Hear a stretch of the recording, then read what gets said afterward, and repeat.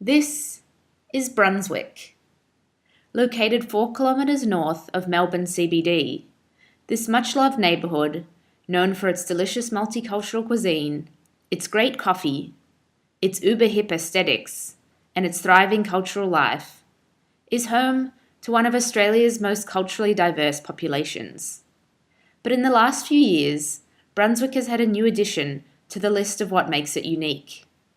It is one of the first places in the country to have connected to the federal government's national broadband network. If you live here, it would have been pretty hard to miss the fact that the NBN is in town.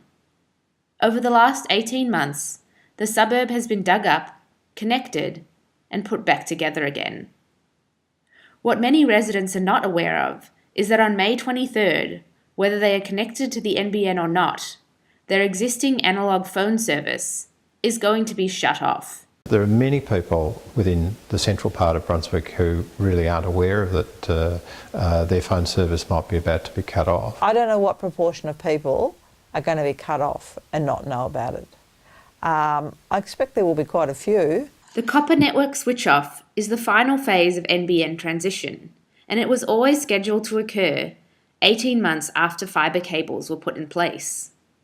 NBN say they've done their bit to warn locals about the switch, but concerned Brunswick residents say not enough has been done to inform people, particularly the elderly, disabled and non-English speaking, that this major change is coming.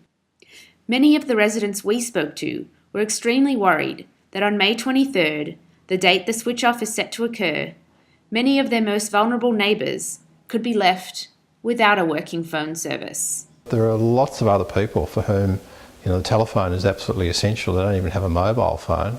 Their landline is what they rely on. And they're the people who are going to suffer from this. And I'm not sure whether it's Telstra or who should be doing more about it, but it's certainly not happening at the moment. I have a feeling when D-Day hits, it'll be quite a crisis in a whole lot of households. People will be switched off without even knowing it. Concerned residents also say that even when their elderly neighbours do know about the NBN, they are completely confused about what it means for them, what they have to do to switch over, and what it has to do with their telephone service.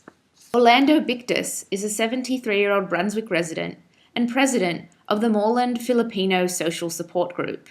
He lives alone and doesn't have kids to help him out with the bureaucratic details of complicated phone connections. Like many seniors, a problem for Mr. BecZ was not understanding what the new NBN service had to do with his landline.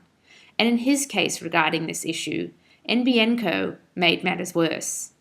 He says the NBNco technician came to his house and asked if he had the internet. When he said no, they told him he didn't need the NBN at all. 2 days later, his phone was disconnected. I rang up my family in Bandura. It was disconnected. I said, what's happening? Because I rang twice, it was disconnected. So I said, who disconnected to me? And I was caught unaware about this because I need my telephone, my landline for my emergency. I had a multiple problem with my, with me, multiple medical problems. I usually regularly go to the Royal Melbourne Hospital for my appointment, for my diabetes, and for my kidney, and then for my knee. So I said, what happened in case I had an accident or I just fell down in my unit? I have no telephone, no emergency. How could I call an emergency if you disconnect my landline? After many calls on his mobile, which as a pensioner Mr. BecZ says he could not afford, he was reconnected. But it is these kind of stories that cause concern among residents that there may be many others out there for whom on May 23rd, disaster will strike. Sue Bolton is the local MP responsible for Moreland's North East Ward. Since finding out about the switch-off, she has been extremely worried about the many vulnerable people for whom a landline is their lifeline. People have got a landline, and especially if they're not just old but incapacitated, as in can't really leave the house or might not be able to relate to the neighbours, and they might not be able to get out. and it means that they will be left incommunicado. And what if they're just stranded in their house? That's quite feasible. Some people could be just stranded in their house until eventually someone comes to visit them. NBN was not available for an interview, but they say they've undertaken a comprehensive communication campaign with residents to inform them about the switch. This includes local advertising, community information sessions, direct mail, and door-to-door service calls. Dr. Bjorn Nansen is a Melbourne University academic who in 2011 surveyed 282 households in Brunswick to gain insight into how people understood broadband services.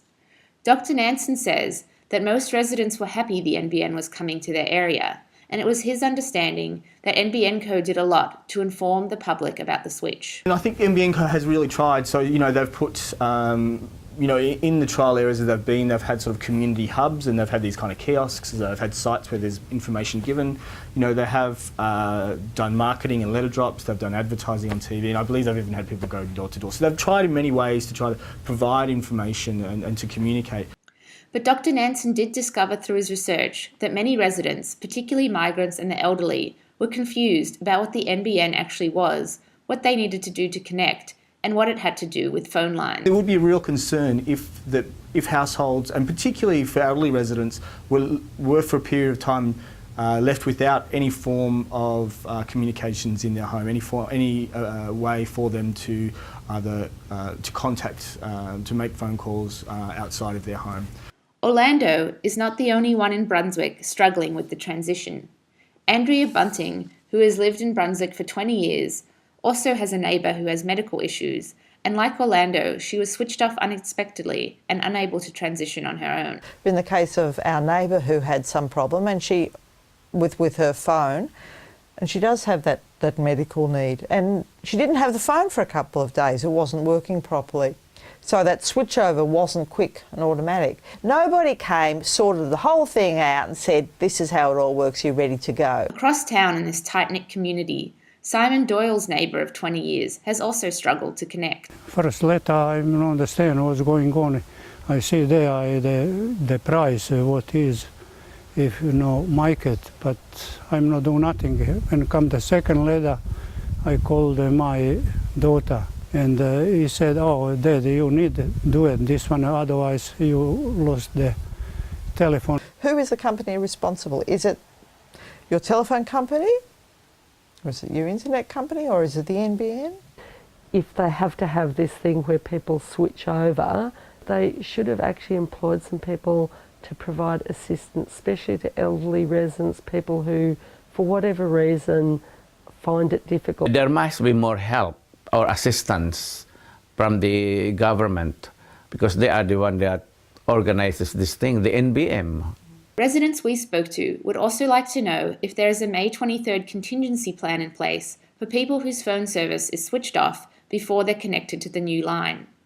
If there isn't, then residents say the switch-off day in Brunswick could be utter chaos for many of their most vulnerable neighbours.